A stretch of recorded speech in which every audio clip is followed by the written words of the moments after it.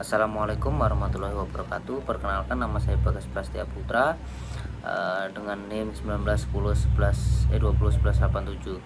Di sini saya akan menjelaskan tentang pemberian obat sitostika dengan metode question. Yaitu dari pengertian pertanyaan pertama, yaitu ada apa persyaratan sumber daya manusia yang bisa melakukan penanganan sediaan sitostika, yaitu setiap persyaratan sumber daya manusia ada dua, yaitu apoteker dan tenaga kefarmasian atau asisten apoteker D3 farmasi.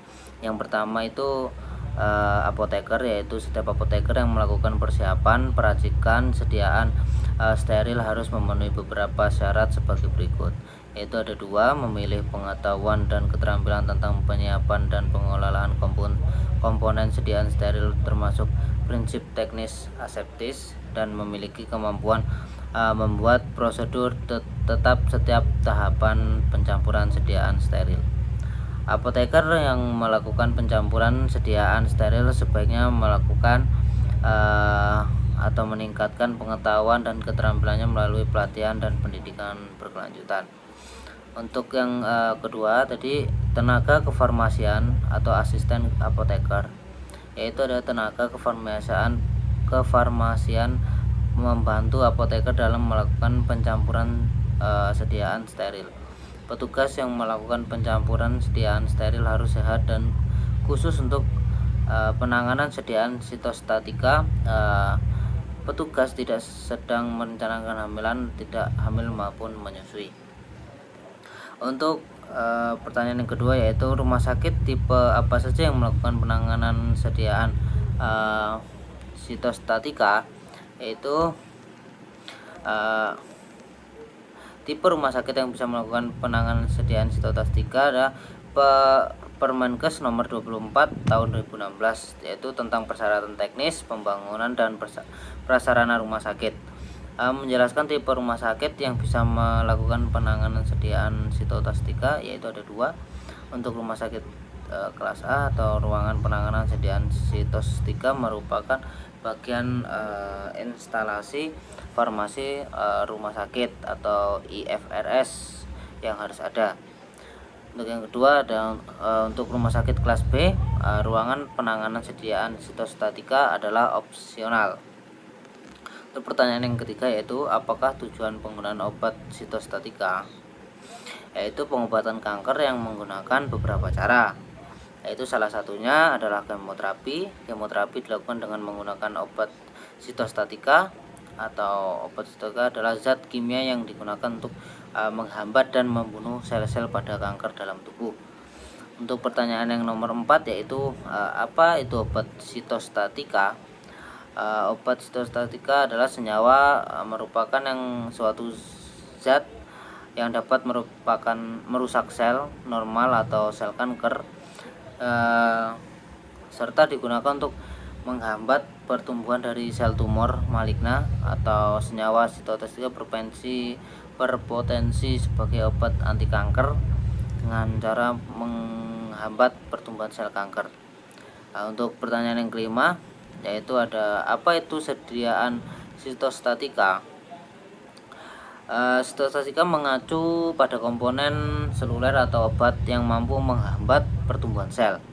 Pada umumnya itu digunakan dalam kemoterapi kanker, pengobatan penyakit kulit, atau pengobatan infeksi yang tertentu. Untuk selanjutnya yaitu ada nomor 6, yaitu ada mengapa pada pemberian kemoterapi terdapat interval waktu, ya. Jadi untuk jawabannya, kemoterapi dimaksudkan untuk membunuh sel kanker, namun ternyata berdampak pula pada sel sehat. Atau oleh karena itu kemoterapi itu diberikan dengan interval tertentu yang bertujuan agar tubuh pulih terlebih dahulu dari efek samping kemoterapi pada siklus sebelumnya, sebelum masuk ke siklus yang berikutnya. Untuk selanjutnya itu nomor 7, apakah obat kemo itu berbahaya?